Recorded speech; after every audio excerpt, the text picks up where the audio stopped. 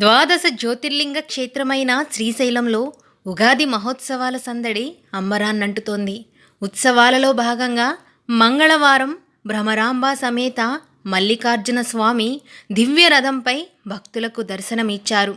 సాయంత్రం 5 గంటలకు ఆలయ ప్రాంగణం నుంచి స్వామి అమ్మవార్ల ఉత్సవమూర్తులను మంగళ వాయిద్యాల నడుమ శ్రీశైల జగద్గురు పీఠాధిపతి చెన్న సిద్ధరామ పండితారాధ్య శివాచార్య మహాస్వామి జేసీ రాహుల్ ఈవో పెద్దిరాజు రథశాల వద్దకు తీసుకువచ్చారు.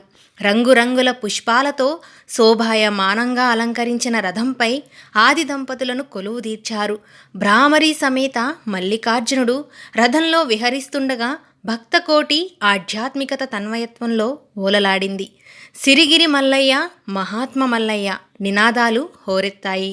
శ్రీగిరిలో మల్లన్న వైభవాన్ని కన్నడ భక్తులు కనులారా చూసి తరించారు.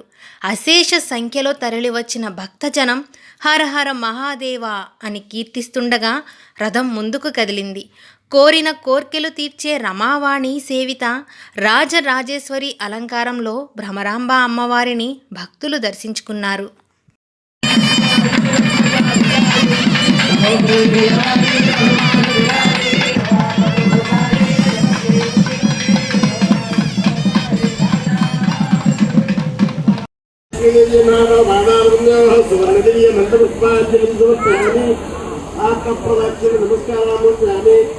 నమస్కారాలు